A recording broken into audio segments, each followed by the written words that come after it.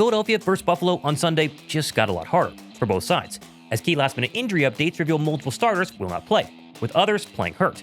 Plus, why Saquon Barkley might have no choice but to dominate on Sunday once again, and the easiest way for Vic Fangio to finally slow down Josh Allen. Thomas Mott, this is the Thomas Mott Show.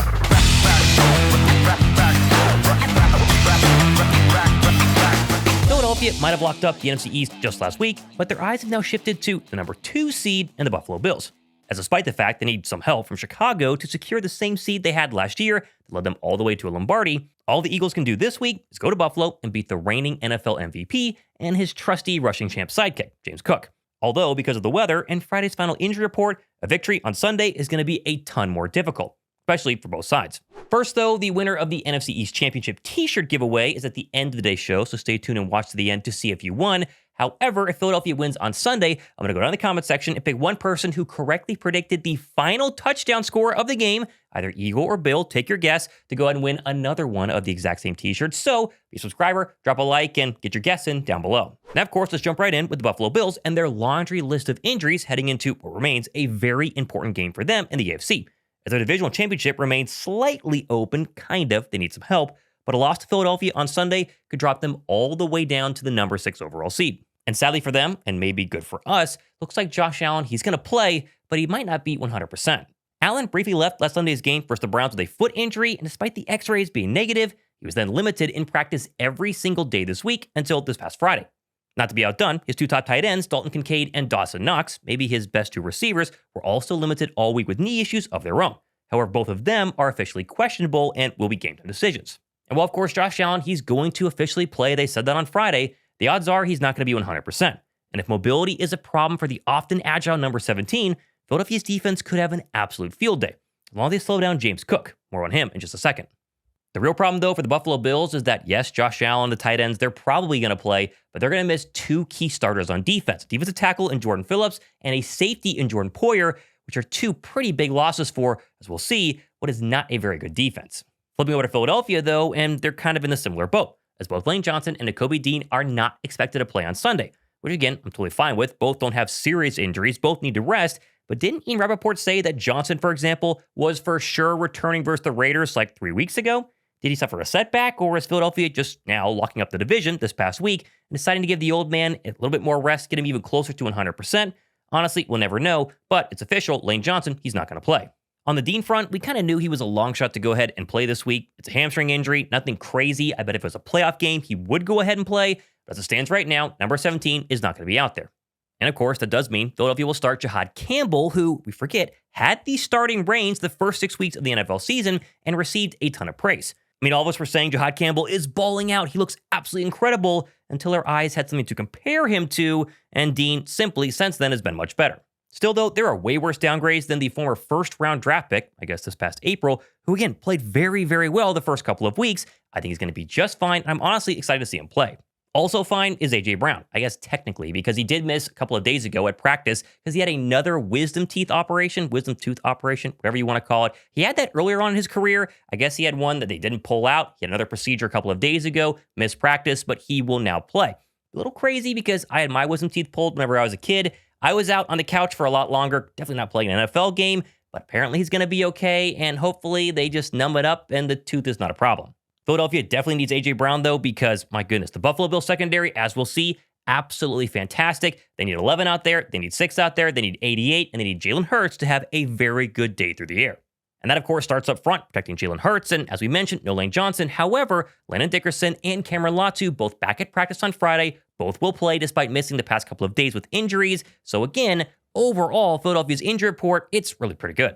Most notably, defensive tackle Jalen Carter, who finally practiced for the first time since missing the last 3 games this week due to a minor procedure on both of his shoulders, and wanted to detail during his weekly press conference about how much better he's currently feeling following the extended time off. I want to play blocks better, play with my hands more, and the shoulders was kind of restricting it, but I still try to fight through it. And then that's when you seen the transition of me not playing the run less and more pass rushing. Can you feel the effects of it now? Like, does it feel better already? Oh, yeah, it feels better. I can't just get too excited because I'm still working on it every day, still getting the strength back and stuff like that. So, and, I had a couple of times where I strike the O-lineman and give me some good knockback to where I could really like test out the shoulders, and they felt pretty good. Is this something you might need to revisit in the offseason? Was this like a temporary fix? Probably got to visit it, but just go wait till that time comes. I ain't go like rush it or overthink it. Of course, I have seen some people say the Eagles' defense has been better without Jalen Carter the past 3 weeks, and technically, statistically, that's been true. But I think a better statement right now would be Philadelphia's defense has been better without an injured Jalen Carter. Because as I've chronicled, Jalen Carter was taking a ton of plays off, clearly fighting a ton of pain in both shoulders. And now, if that pain is officially gone and we get even 80% Jalen Carter, 90% Jalen Carter the rest of the regular season and into the playoffs, paired with the really good defensive front we've seen the past couple of weeks, oh my gosh, Philadelphia's defense is going to be absolutely incredible, even better than it already is. And let's just be real. The entire game defensively this Sunday for Philadelphia will come down to the Birds' front four and their ability to stop Josh Allen and James Cook. Because Buffalo's entire offense literally runs through those two players, with Cook currently leading the NFL in rushing yards, including 4 100-plus yard games in his last 5.